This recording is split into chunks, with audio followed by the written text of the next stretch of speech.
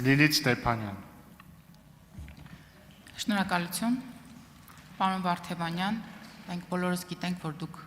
հրաշալի մասնագետ եք, հրաշալի փաստաբան եք։ Քարոզարշավի ընթացքում մենք նաև հասցրեցինք տեսնել, որ դուք նաև հրաշալի երգում եք։ Ես հիմա ավելի առարկայական հարցս, մենք բոլորս նաև հիշում ենք 21 թվականը, երբ դուք Հայաստան դաշինքով պատգամավոր դարձաք, նաև հիշում ենք 22 թվականի ձեր հրաժարականի տեքստը, որտեղ դուք նշում եք, որ փաստաբանական համայնքը ձեր կարիքն ունի, անելիք շատ կա, եւ դուք գնում եք, բայց շարունակելու եք օգնել եւ աջակցել ձեր թիմին, ձեր գործընկերներին։ Հիմա հարցս, եթե փաստաբանական համայնքը ձեր կարիքը զգա,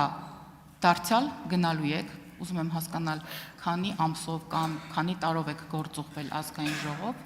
Երկրորդ, Հայաստան դաշինքի պատգամավորներին կամ Հայաստան դաշինքը շարունակում եք համարել ձեր թիմը, թե ոչ։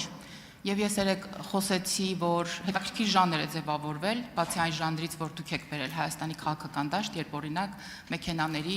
վրայից կարդում եք բանդից ձեզ ուղղված նամակները, մի ուրիշ հետաքրքիր ժանր է ձևավորվել, երբ ընդդիմությանը ոչ միայն պատասխանում է ընդդիմությունը, այլ ընդդիմությանը հարցեր են ուղղում նաև ընդդիմության թևերից։ Հիմա ես ուզում եմ ձեզ ուղղել ձեր գործընկեր ձեր երկու գործընկերների հարցը, օրինակ նրանք ասում են, որ 21 թվականին Արամ Վարդևյանը, Ռոբերտ Քոչարյանի փաստաբաններ Հայաստան դաշինքով էր պատգամավոր։ Հիմա Սամվել Կարապետյանի փաստաբանն է, ուժեղ Հայաստանով է եկել դարձել պատգամավոր։ Հիմա հարց. հնարավոր է արդյոք փաստաբանական համայնքը ձեր կարիքը զգա, դուք գնաք, եկել օրինակ գաք հանրապետական կուսակցությունով կամ Բարգավաճով։ Շնորհակալ եմ հարցի համար։ Պատասխանը 2021 թվականին եղել եմ Հայաստան դաշինքի նախընտրական ցուցակում, ընտրվել եմ պատգամավոր, անկեղծորեն եմ ասում, մեծ նվիրումով իրականացրել եմ պատգամավորի լիազորությունները։ Ոմանք տեսել են ինձ այս նիստերի դահլիճում, ոմանք ոչ, ոմանք ինձ տեսնում են միայն 9-րդ գումարման ազգային ժողովի աշխատանքներում։ 2022 թվականին ունեցել ենք ծայրահեղ մեծ մարտահրավեր։ Բոլորս հիշում ենք այն քննարկումները, իրավիճակը եւ զարգացումները, որոնք տեղի են ունենում Արցախի վերաբերյալ։ Մեկնարկեց դիմադրության շարժումը։ Պատիվ ունեի մասնակցելու դիմադրության շարժմանը լինելու առաջին շարքերում։ Մաքսիմալ ուժերից ներածին չափը ներդրել եմ այդ պայքարում։ Չեմ հաջողել։ Ակնհայտ է, որ չէի հաջողել։ Չհաջողելով գտել եմ, որ ինքս պետք է նաև պատասխանատվություն կրեմ։ Պատասխանատվությունը տեսել եմ պատգամավորական մանդատից հրաժարվելով։ Գործընկերների հետ քննարկել եմ այդ հարցը, այդ ժամանակ իհարկե։ Այստեղ ներկա մարդիկ իմ ընկերներն են, ոչ թե պարզապես անձինք են։ Ունեմ իրենց հետ միջանձնային հարաբերություններ։ Քաղաքական գործընթացներից դուրս է եկել։ Անկեղծ էի դուրս եկել։ Ասեմ ավելին, չի էլ պատկերացնում, որ երբևէ նորից պետք է քաղաքականության մեջ լինեմ։ 22 թվականից մինչև 2025 թվականի հունիս ամիսը ես այո, հանրային հնչեղություն ունեցող հարցերի Տիկին Ստեփանյան արձագանքել եմ, կարծիք հայտնել եմ, բայց չեմ կարծում ընկալվել եմ որպես քաղաքական գործիչ։ Երբ ստացա առաջարկ ուժեղ Հայաստան կուսակցության առաջնորդ Սամվել Կարապետյանից միանալու ուժեղ Հայաստան կուսակցությանը, անկեղծ եմ ասում, գիտակցեցի, որ ուժեղ Հայաստան կուսակցության առաջնորդ Սամվել Կարապետյանը ունի բացառիկ տեսլական Հայաստանի Հանրապետության քաղաքացիների համար։ Ես կարծում եմ, ձեզանից շատերը գիտակցում են, որ Սամվել Կարապետյանի տեսակը այնպիսինն է, որ այս տարիների ընթացքում առանց որևէ իշխանության Հայաստանի Հանրապետությունում բազմաթիվ դրական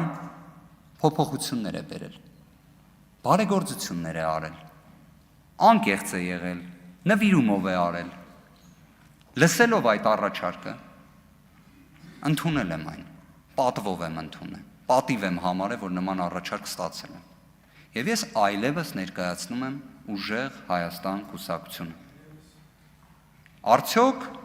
պատասխանեմ նաև, եթե թույլ տաք, ոչ թե արձագանքի ժամանակ։ Ես ինքս իմ համար որոշել եմ, որ ես իմ կողմից վերադարձ փաստաբանական գործունեությանը չեմ իրականացնելու։ Սա ճանապարհ է, որը պետք է անցնեմ, անցնելու եմ։